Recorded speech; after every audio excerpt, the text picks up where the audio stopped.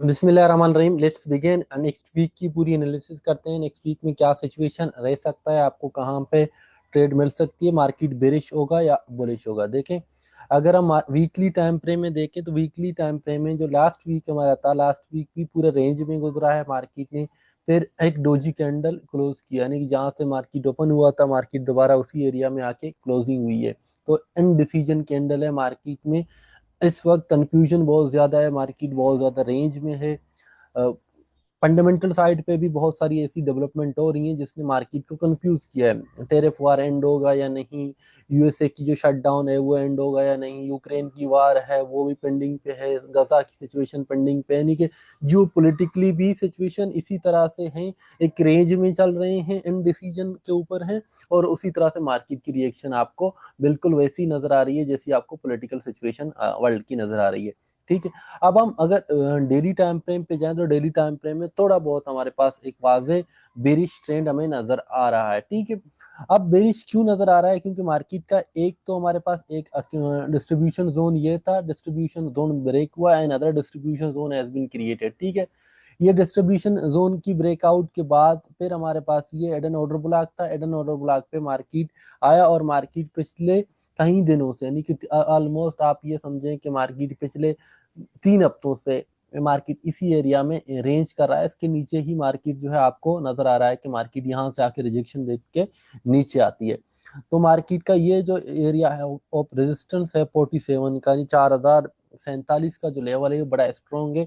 अगर मार्केट इसको ब्रेक करती है तो फिर मार्केट में बुलिश मोमेंटम तेजी से स्टार्ट हो सकती है। अगर मार्केट इसको ब्रेक करके इसके रिटेस्ट दें तो फिर आपको इन एरियाज में दोबारा मार्केट ट्रेड करता हुआ नजर आएगा और मे भी मार्केट इसको भी ब्रेक करके एक न्यू हायर आई बना दें। लेकिन अनटिल अनलेस मार्केट इसके नीचे है तो we are our biasness is for the sale. ठीक है, बड़े टाइम फ्रेम पे। अब अगर हम इससे छोटे टाइम फ्रेम H4 में चले जाएं, H4 में क्या सिचुएशन नजर है? H4 में एक इंटरनली आपके पास एक बुलिश कैंडल बनने की कोशिश की गई है, लेकिन फिर भी मार्केट आप देखें यहाँ से रिजेक्ट हुआ है, दोबारा नीचे आके क्लोज हुई है। तो H4 का सिचुएशन भी यही है, this is our the premium resistance zone. यहाँ से मार्केट में रेजिस्टेंस है। अगर H1 में और मजीद जो टाइम फ्रेम में H1 में आ जाए तो H1 में पिछले वीक की भी एनालिसिस में मैंने आपसे कहा था कि आप यहाँ देखें, मार्केट जैसे ही इस एरिया में एंटर हुई है उसके बाद मार्केट एक रेंज में है। ठीक है। अब मार्केट आप देखें 13 ऑलमोस्ट 14 डेज से मार्केट इसी एरिया में रेंज कर रहा है। ठीक है।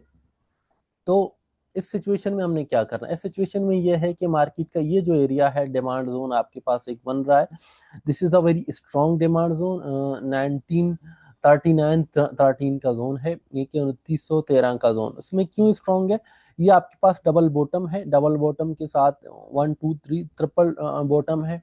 और देन आपके पास ये लिक्विडिटी। ठीक है। और ये मार्केट इस हाई को ब्रेक नहीं कर पाया। इस मीन मार्केट में, मार्केट को अगर मजीद ऊपर जाना है then market need some liquidity. तो ये जो एरिया आपके पास है, अगर मार्केट आपको यहाँ पर आके रिटेस्ट करें तो फिर यहाँ पर आपको डिमांड मार्केट में नजर आए, then you could would have a trade. आपको ये ट्रेड यहाँ तक और देन कंटिन्यूएशन की ट्रेड भी मिल सकती है, लेकिन आपका मिनिमम आपको ये ट्रेड यहाँ तक ला सकती है, जिसका जो ऑलमोस्ट कितने का बनेगा, यानी कि आपको 1300-1400 पिप्स का आपको ट्रेड मिल सकता है अगर मार्केट इस एरिया में टेस्ट करें H1 के हिसाब से। बाकी H1 में जब तक मार्केट इसके नीचे है, इन एरिया से आपने सेल देखनी है।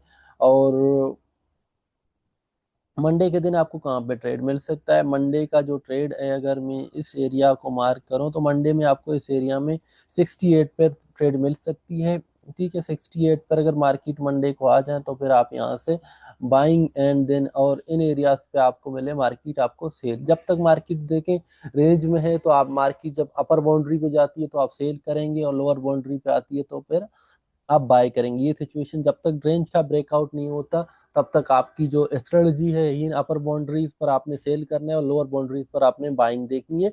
सेल जरूर लगाएं, क्योंकि रेंज मार्केट में सबसे बड़ा रिस्क ये होता है कि जब भी रेंज की ब्रेकआउट होती है किसी भी डायरेक्शन में, जब रेंज ब्रेकआउट करती है तो वो मूव बहुत इम्पल्सिव होता है, तेज होता है, उसकी डायरेक्शन बहुत स्पीड अप होती है। देन मार्केट दोबारा बहुत कम ऐसी चांसेस होते हैं, आप ये समझें 50% चांसेस आपके नहीं है कि मार्केट दोबारा उस रेंज पे आ जाए। स्पेशली अगर मार्केट ने इस रेंज को अपर साइड पे ब्रेक किया अगर आपने यहाँ से सेल लिया और मार्केट अपर साइड पे इसको ब्रेक किया तो दोबारा वहाँ वापस आने के चांसेस बहुत कम हो जाते हैं।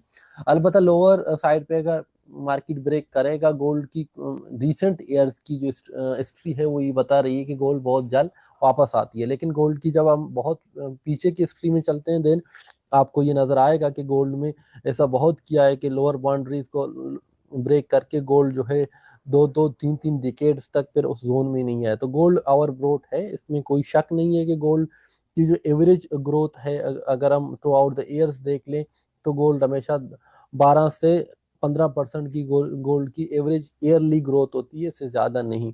लेकिन गोल्ड ने 2025 में 67% की ग्रोथ दिखाई है। तो इसका मतलब है गोल्ड ओवरब्रोट है।